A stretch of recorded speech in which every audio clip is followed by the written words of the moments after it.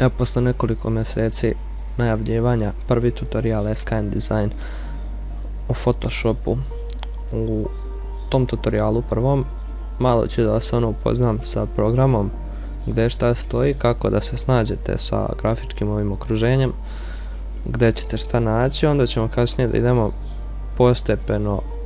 Neću moći naravno da objasnim šta svako ovo dugme radi, zato što bi to bilo previše i za vas i za mene, ali naučit ću vas kako da koristite osnovne alate i onda kombinacijom tih osnovnih alata možete da stvarate sve.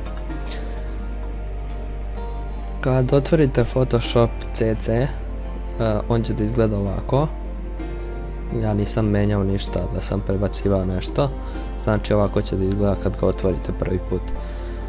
Gore imate, kao u svim programima, File, Edit, Image, Layer, Type, Select, Filter, View, Window, Help. Pod File tu imate opcije za stvaranje novih dokumenata, za čuvanje i za ubacivanje nekih stvari, to ću kasnije da objasnim ako bude bilo potrebe. Pod Edit imate Undo, Redo i tako te copy-paste stvari koje ćemo koristiti većinom na tastaturi. Najviše iz ovog edit panela ćete koristiti Free Transform, Perspective Warp, Puppet Warp i to je to otprilike. Pod Images imate mod, tu ćete moći, sad čekajte ja napravim novi dokument da mogu da vam pokažem, stavit ću ovako. Pod Image mod imate da promenite RGB color, što je za web prikaz i za monitore, CMYK ili CMYK, kako bi rekli ovi naši, to je za print, to ćete koristiti kad budete pravili neke brošure i vizit karte.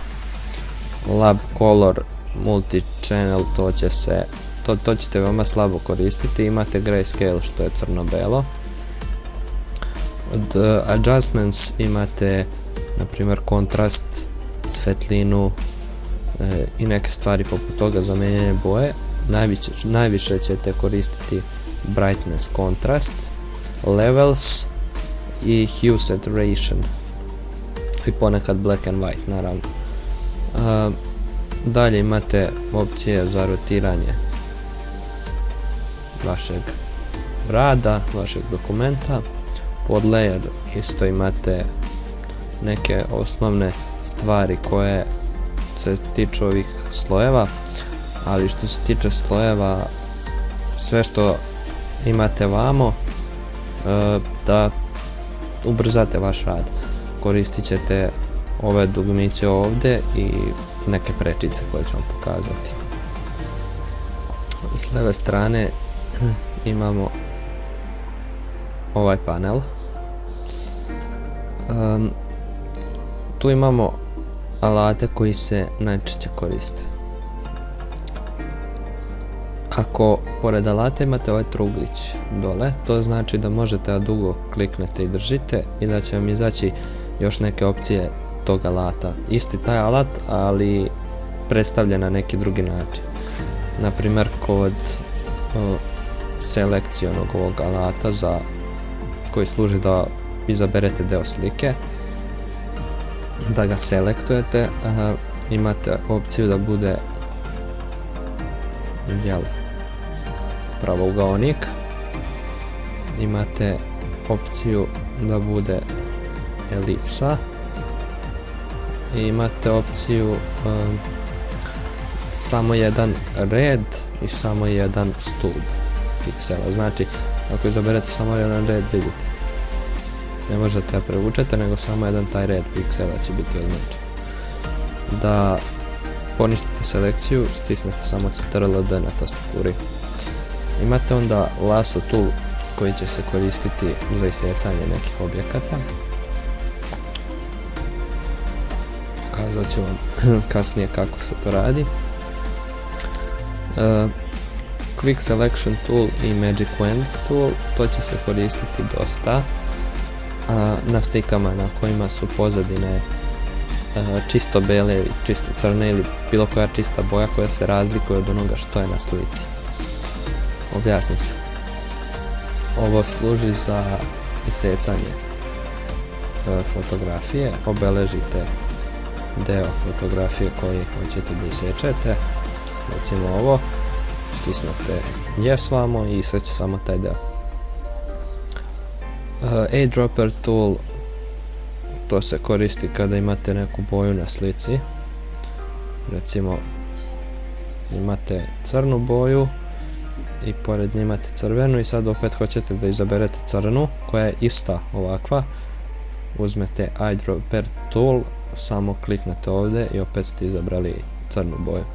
Ili da smanjite posao, stisnete Alt. Dalje, posle toga imate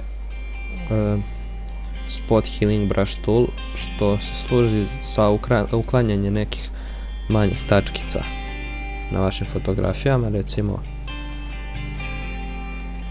imate ovako tačkice, uzmete taj Spot Healing Brush Tool, samo kliknete na to mjesto gdje su i on će ih automatski zamijeniti onim što je na pozadini. Healing Brush Tool, Patch Tool, to ću kasnije da pojasnim. Brush Tool, to je četkica. Sa njom možete da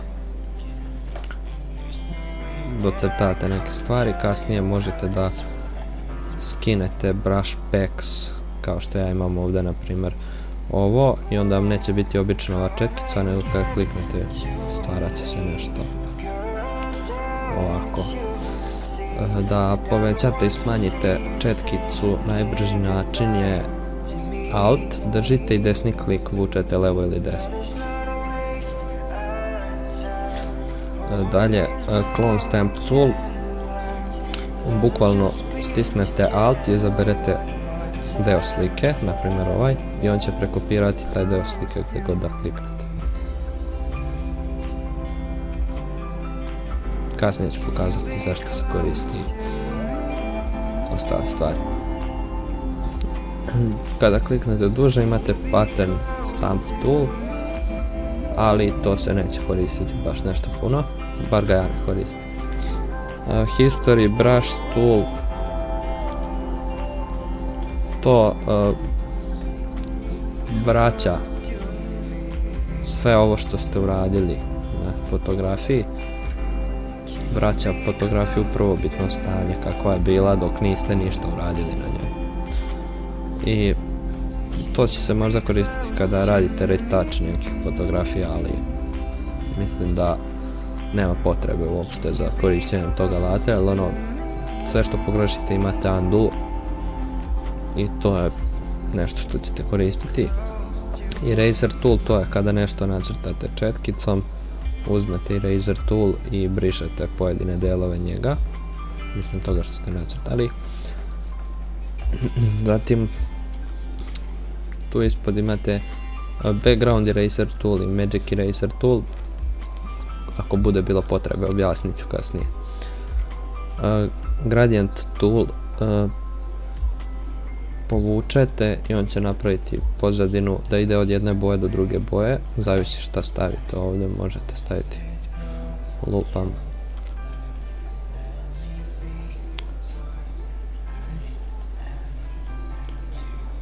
crvena na crnu i povučete, mislim da vidite o čemu se radi. Blur tool, to će zamutiti određeni deo fotografije, na primjer napravite nešto ovako, uzmete blur tool i kada prelazite preko određenog dela ovo će se desiti, izbacit će ga iz fokusa. Sharpen tool,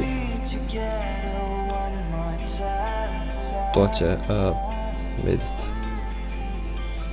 pokušati da pojača oštrinu tog dela slike. Smudge tool bukvalno će razmazivati sliku. Ispod toga dodge tool, on će da izbjegava određene boje koje mu stavite, to jest izbacivat će određene boje. Burn tool će spaljivati taj deo slike, mislim izgledat će kao da je spaljeno, samo će pojačavati crnu boju. To se bolje vidi sada ako imate neku sliku drugu, ali mislim da vidite o čemu se radi. Sponge tool, on će određene delove slike napraviti da izgledaju kao da su pokvašeni, što će se kasnije tek koristiti, vidjet ćete zašto. Pen selection tool, s njim ćete većinu stvari secati, pošto je to alat kojim se mogu napraviti jako precizne selekcije.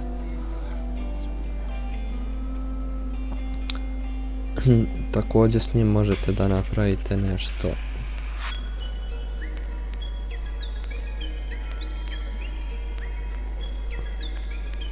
otprilike ovako, onda desni klik, stroke, stavite brush, simulate pressure, prvo izaberete četkicu ovako i onda izaberete opet ovo, pen tool, desni klik, stroke, brush, moram da napravim manju četkicu, ja mislim da će ovako sada ispadne dobro.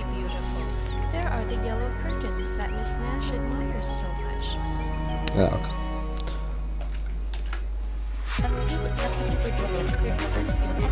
Mislim da je to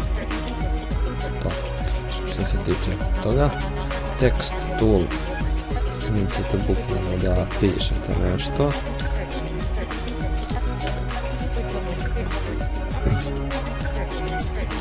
S njim ubacujete tekst na vašu sliku. Ispod toga imate vertical type tool, horizontal type mask tool i vertical type mask tool. Vidjet ćete zašto se služi koji. Selection tool, s njim možete pomerate ove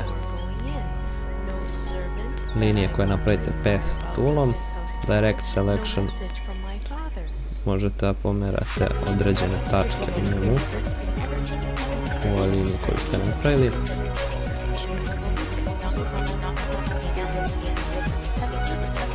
Tako, onda imate neke osnovne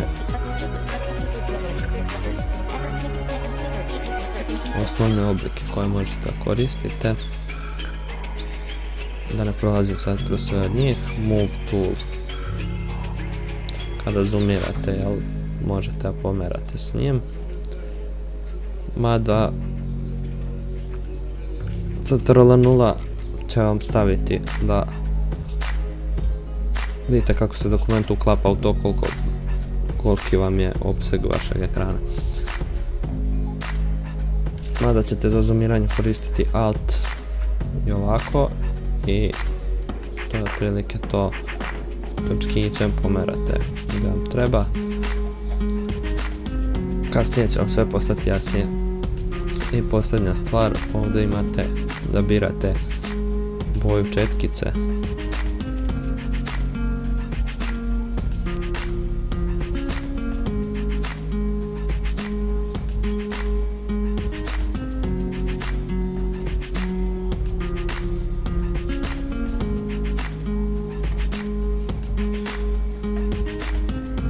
I boju pozadine.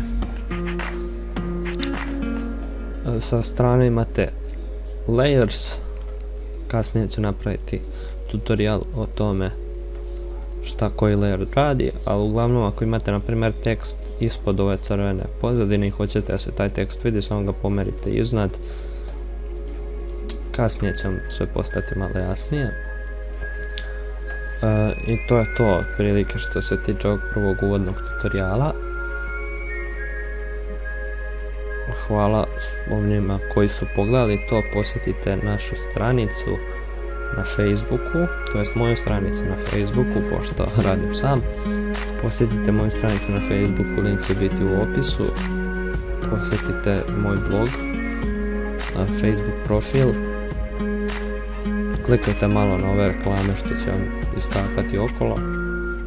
Time dajete donaciju SKN dizajnu. Kasnije ću isto da vas uvedem u to kako da počnete sa freelancingom i šta je freelancing, na kojim sajtovima ćete raditi freelancing, kolike su zarade i sve ostalo. Znači, subscribeujte se i uskoro će biti još ovih tutoriala o dizajnu i pokušat ću da vam približim sve ono što vas zanima, da vam objasnim kako treba.